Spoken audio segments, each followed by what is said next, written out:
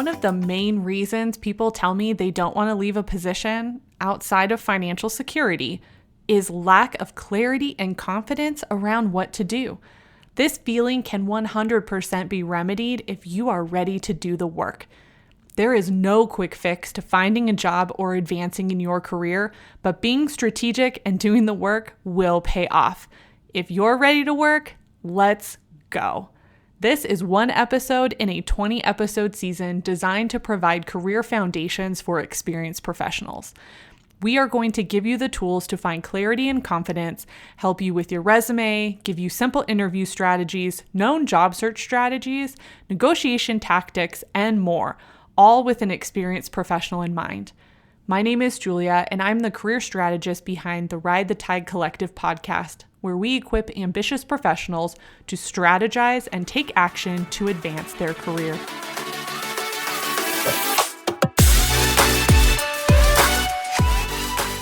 Hey friends, welcome to episode 4 of season 2, Career Foundations for Experienced Professionals. I'm excited about today's episode because, as you probably know by now, networking is the number one way to advance your career. As this episode is being recorded and going live, we are in the middle of a worldwide pandemic called COVID-19. Because of this, I'm going to provide commentary around this topic because we aren't sure how long it will last or how it will impact in-person events for the near future. I'm going to focus on 3 networking strategies that I believe are the strongest, and I'm going to talk you through how to make it happen. For ages, career coaches have been telling people to network to advance their career. And some people get it, and some people resist it.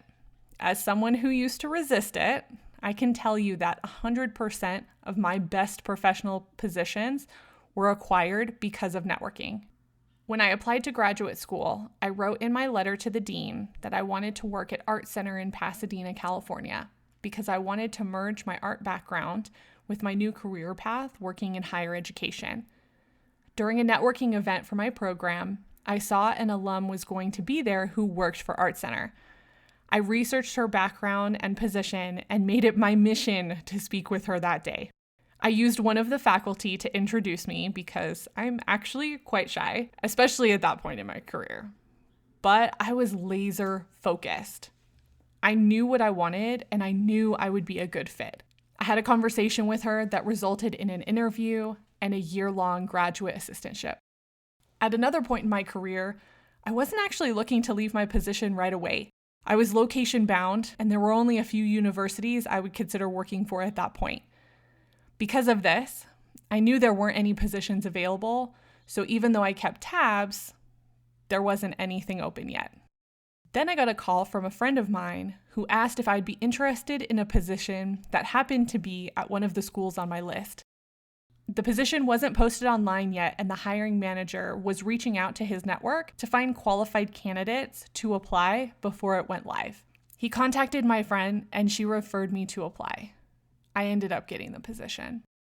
Whatever your thoughts are about networking, love it or hate it, it is one of the best tools at your disposal for career advancement. That and your reputation. But your reputation can only be known if you talk to people. Before we get into the actual strategies, networking is much easier when you are prepared. I believe that most people don't like to network because they aren't ready for it.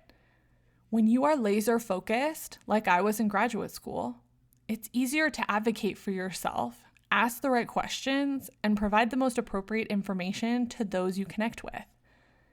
If you aren't sure where you're headed, check out the strategy section on our website, ridethetidecollective.com. There are resources there that will help you figure out what's next. Okay, strategy number 1, go big or go home. In this strategy, you are going to reach for the stars. Identify the major players in your industry and reach out. Create a list of at least 15 to 20 people you would consider a major player in your industry. This isn't necessarily someone at your company. Depending on your company, hierarchy could be a roadblock, so you need to proceed with caution. Think about connecting through a mutual professional association, LinkedIn, attend an event they will be at, etc. Figure out the best way to connect with them. It might take some sleuthing, but it's worth it if you can get 10 to 15 minutes of their time. With connections like this, you want to make sure you communicate at their level. Ask them questions where they can use their knowledge and expertise, and you will learn something from them. Also ask what advice they have for someone in your position aspiring to do whatever it is you want to do. This lets them know where you are now and where you want to go. Will it lead anywhere? Maybe, maybe not. But how cool is it to make that connection? This is also an interaction you can write about on social media in a positive way, not a sleazy bragging way. You can write about what you learned, how they acted, and it's good PR for them and shows that you know how to interact with high-level professionals. Now, in the age of COVID-19, this is going to look different. Without in-person events, we have to rely on social media, email, and our network to help get us connected. But you will be surprised how effective engaging with their posted content can be. I started following a leader of a company I admired, and I commented pretty frequently and added value to their post. Not just a "this is great" comment. Even though they are a thought leader and have written a lot of books, they actually didn't get a lot of comments on their posts. They ended up noticing me and requested me to connect with them. Major win. The point is, you never know what's going to happen, and it's worth the risk to try. Strategy number 2, and perhaps the most important, connect with peers. As you heard in my story, my relationship with a peer in my industry is what helped me obtain a more advanced role. This is someone who is not only a friend, but someone who knew my professional journey and knew the impactful projects I had done in my career. At the time, she is someone I would have considered the competition in my career. We had the same amount of experience, the same degree, but our thought process was if we ever ended up in competition with the same position, whoever was a better fit would get the job. Connecting with peers, especially in other organizations, helps you stay current with trends and resources. But it also allows you to build a great network of support. It might be years before you tap into it, but when you do, they will support you. One of the best ways to connect with peers is to join professional associations. Professional associations can be industry-specific, location-specific, functional area-specific, or topical. There are so many options.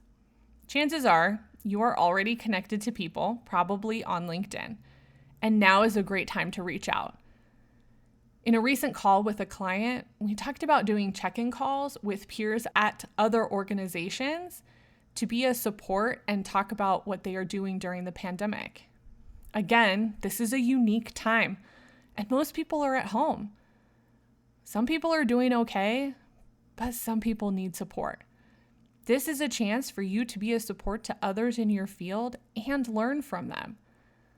This simple action will show others that you care, and you can also be an expert and provide information on how you are managing your role during this time. Make a list of 3 to 5 peers you can set up a virtual call with and check in during the pandemic. Beyond this, check in with these colleagues every 3 to 4 months. Strategy number 3, put yourself out there. This is a great strategy if you are someone who is nervous to reach out to others. Put yourself out there means putting yourself in front of others as an expert in an area. This could be presenting at a conference, hosting a webinar, presenting with your professional association, or being on a panel. When you put yourself in front of others, you become an expert. You become someone other people want to speak to, and this in turn grows your network. These types of experiences are also something you can promote and discuss on social media to further add credibility to your career. I know not everyone wants to be in front of people and put themselves out there in that way, but that's why there are 2 other strategies that don't require that level of exposure. The reality is, if you are actively trying to advance your career, you need to become someone other people want to hire. Not only will it show your current company that there is interest in you, but it will give you leverage out in the world to negotiate a higher salary. In these COVID-19 times, I would recommend hosting a webinar or group chat around a specific topic that your functional area or industry is struggling with right now. You can start the conversation by talking about how you and your organization are managing the issue, and then give others a chance to share. The sheer fact that you are organizing this type of conversation will position you as a leader. One topic I would definitely consider is how to parent while working full-time. This is an experience that many professionals are facing right now, and it would apply to multiple functional areas and industries. It would also allow you to get some ideas for yourself about what others are doing. Are there other ways to network? Absolutely. But these are 3 networking ideas that work best for experienced professionals and have a high return, which is most important in your career right now. You don't want to waste time. If you are interested in connecting further, you can find Ride the Tide Collective on Instagram, LinkedIn, and Facebook.